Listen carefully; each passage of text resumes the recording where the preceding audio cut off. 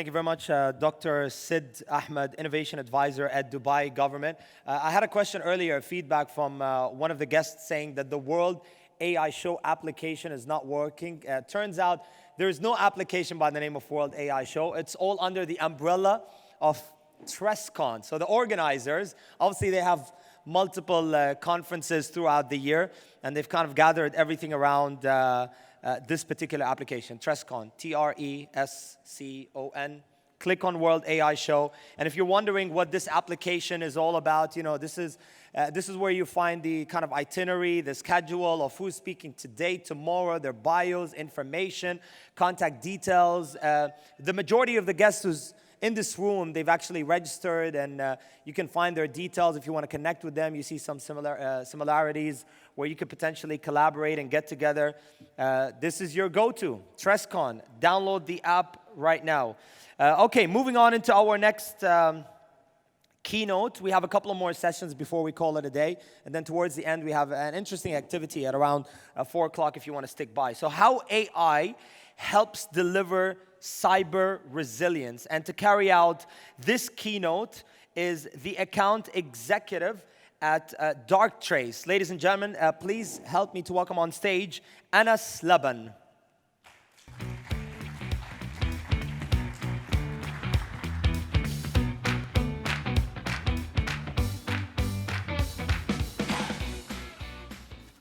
So testing the mic. Fantastic. Hi everyone, hope you're having a great afternoon at the World AI Show. My name is Anas Laban. I'm a regional account manager with Darktrace, and I will be talking about how you can implement artificial intelligence to help with your cybersecurity. And that's what Darktrace is all about. So I'll start with a quick background about who Darktrace is and why are we the global leader in AI cybersecurity.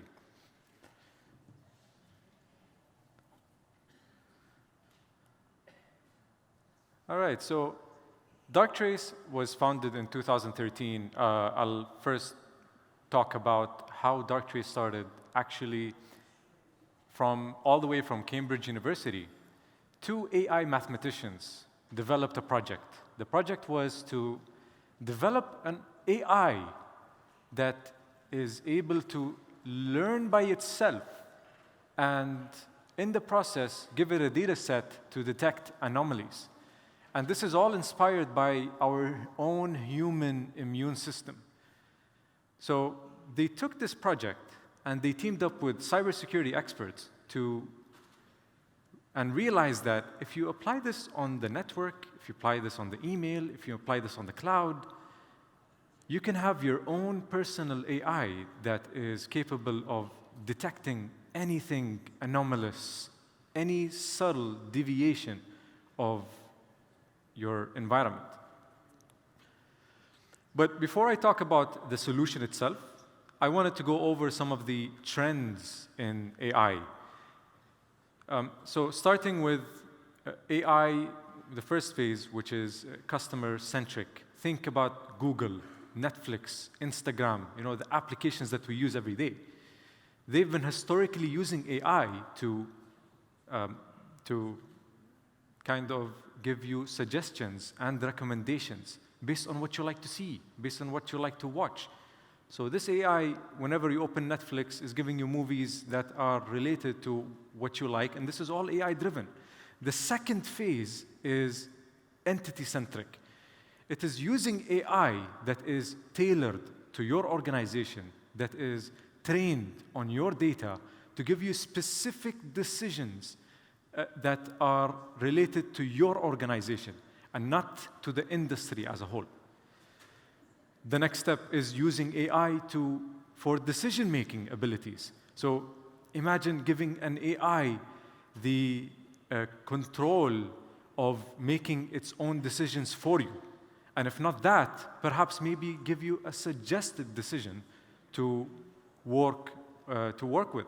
So the advantage here for all organizations is it reduces time to decision because there is an AI giving you a suggested idea based on what it has learned. The second step is explainable AI. And this is something that that Dr. Sid has spoke about, is that's one of the drawbacks of AI is it has a black box nature. We don't really know how this AI came up with this decision. But explainable AI is the answer to this kind of problem. So explainable AI will give us a way to understand why this AI came up with this certain decision. And then the next step is, and the ultimate form of machinery is when you start having AI machines talk to each other. And when that happens, there's a continuous feedback loop of stream of information going from one AI to another, causing this series of AI machines to evolve continuously. And this is, it gets more towards a Skynet kind of discussion.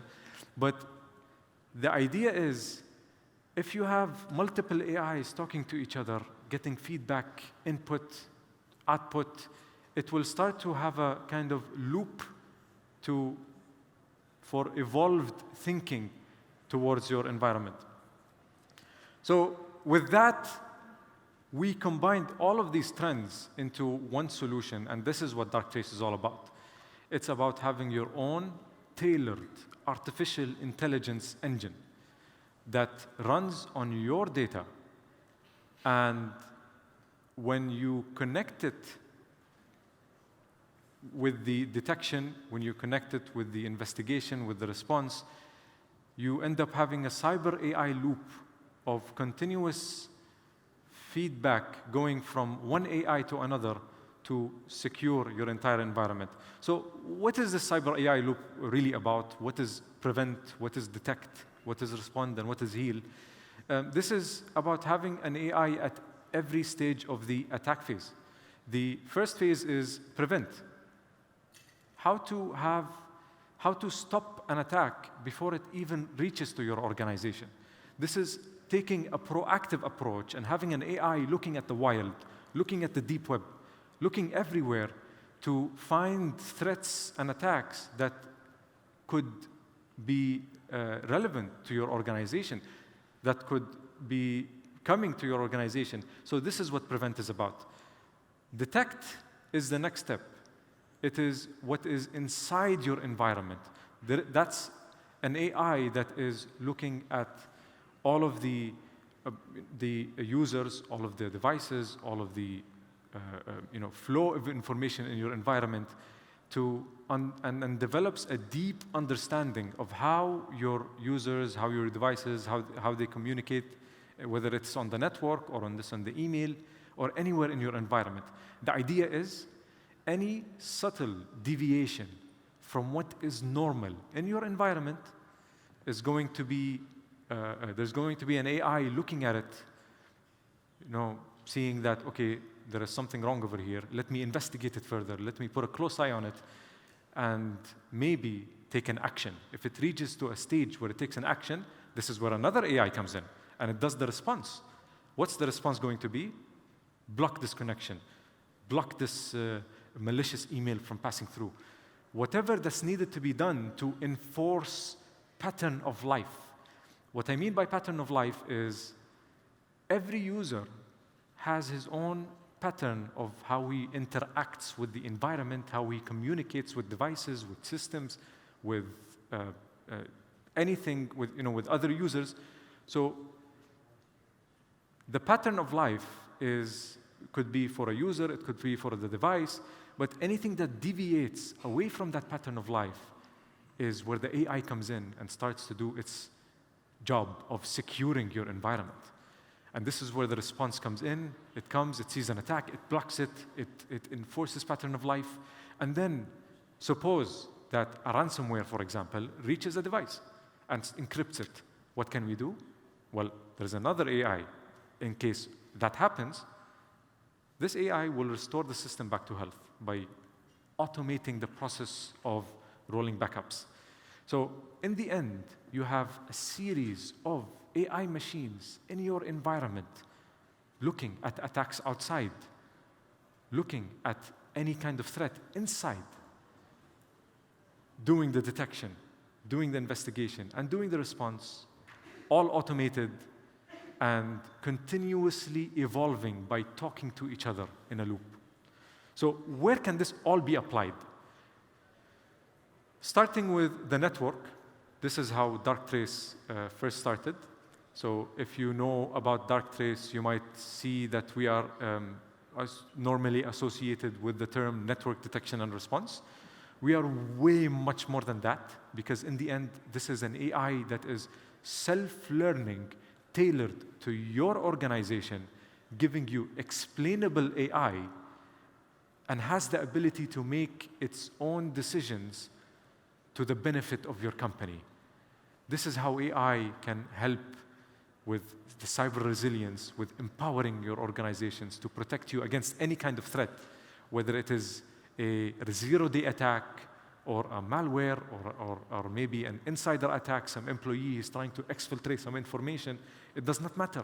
There's an AI 24/7, by 365, monitoring everything that is happening. So this can be applied on the network. You can also have an AI on the email. There's a lot of email security solutions, but normally they cannot do more than perhaps 80 or 90%. There always has to be emails passing through that are maybe phishing, impersonation emails. And these kind of attacks, they're evolving, right? They are having evasion techniques precisely to evade the tools that you implement in your organization. So what's the solution? The solution is to have an AI that understands not what's just going on in the email, but the user behind the email. This way, you have an AI that will tell you anything that is abnormal with the email and take the necessary action. Block the email, remove this malicious attachment, lock the link.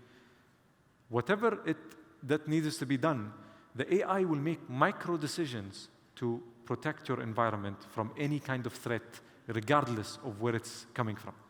Of course, the same could be applied on the cloud. The same could be applied on the SaaS environment, like Office 365, like G Suite.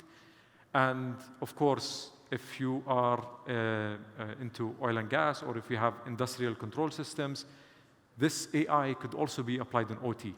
And the key advantage over here is that you can have all of these AIs talk to each other continuously,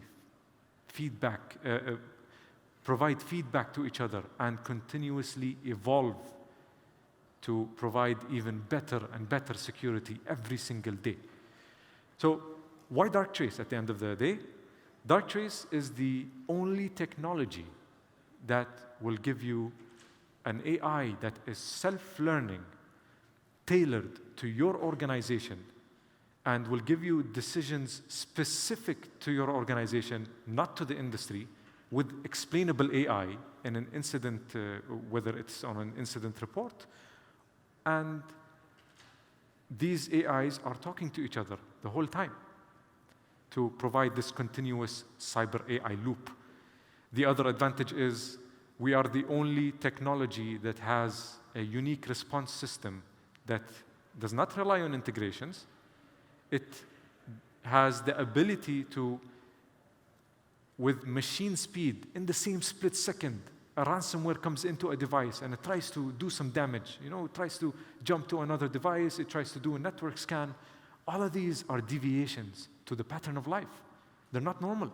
So the AI steps in, blocks this connection, enforces pattern of life on this device, and takes precise micro decisions to protect your environment at the end of the day.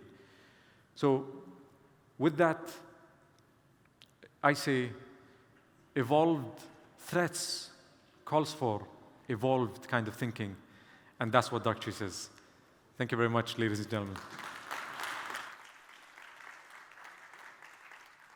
I have a couple of minutes before you come in. I just wanted to have a couple of minutes to get some questions if anyone has. I see a hand over here.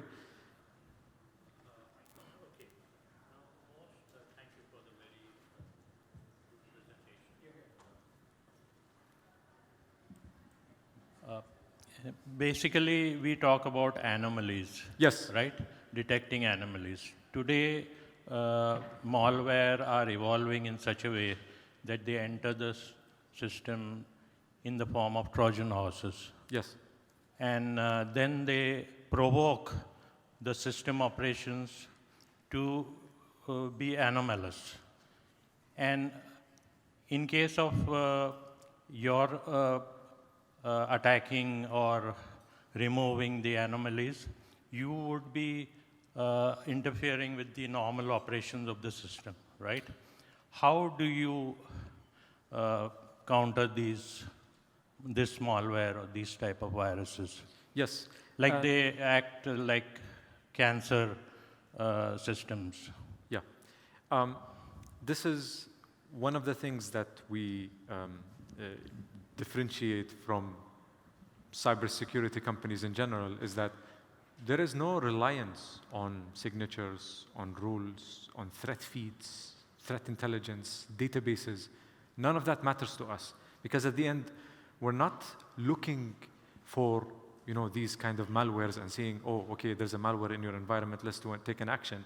Instead, we reverse the approach by looking at the deviations from your environment. So whether it's a Trojan horse or a malware or a zero-day attack that has never, ever been seen before, there is a chance that, okay, your systems might catch it, but there's a high chance that it won't, because no one knows about it. But the idea is, anything, this Trojan horse, suppose it came in already, there is a Trojan horse inside, it's going to start doing some kind of activity. The Darktrace AI will pick up on each and every single activity that happens in your environment and take micro decisions to stop it. So even if a Trojan horse is inside, whatever it tries to do, the AI already knows that it's there and already knows that there is some anomalous activity that is happening that should not happen, and it will investigate it further and take the necessary action. They would act like, for example, normal system operations, but provoke the operations in the system to act anomalously. So any counter would be to the system operation, not to the Trojan horse. Yeah, so suppose this Trojan horse tries to, for example, communicate with another device, maybe to push that Trojan horse to another device. This communication will be cut off immediately. Okay.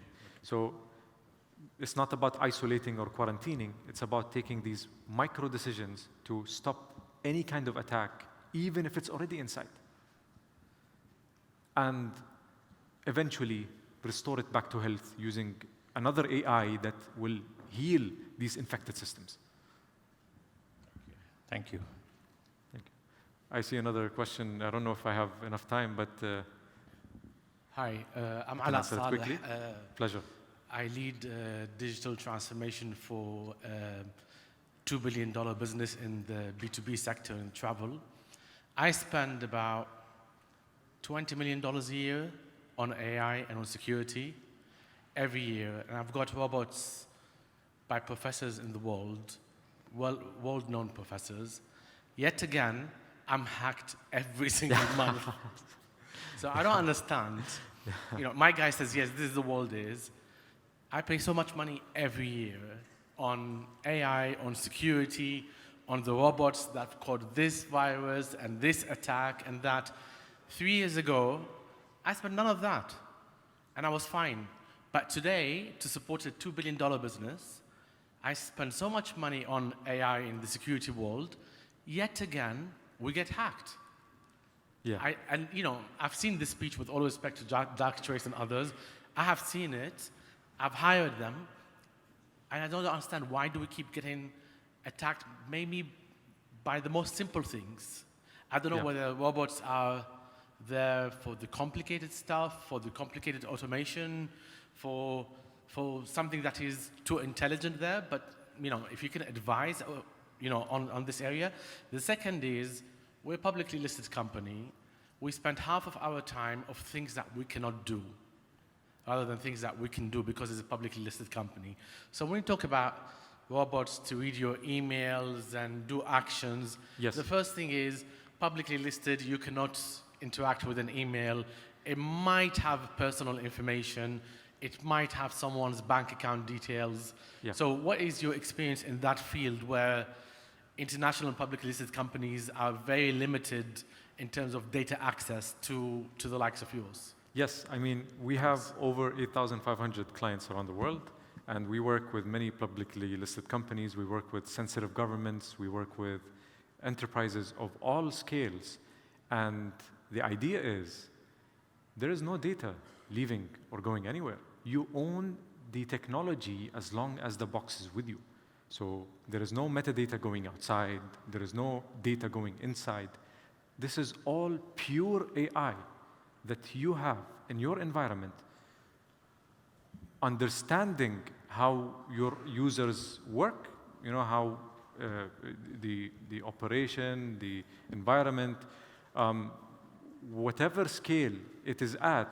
But the idea is, look, this AI, once it is deployed, it is going to look for any kind of anomaly, and this is the key, is to have an AI that is looking for these deviations, and this is how you can find attacks that are sophisticated. And the reason why you're suffering from a lot of attacks now is because the reality is threats are evolving, and they're evolving at a scary kind of scale. And some of these attacks are even using AI, right? So there's a good side of AI and there's a bad side of AI. So how do you combat all of that? With your own AI. I think this is the best kind of weapon against these kind of threats. So thank you for your question, and would be happy to discuss further with you as well. Thank you very much, ladies and gentlemen.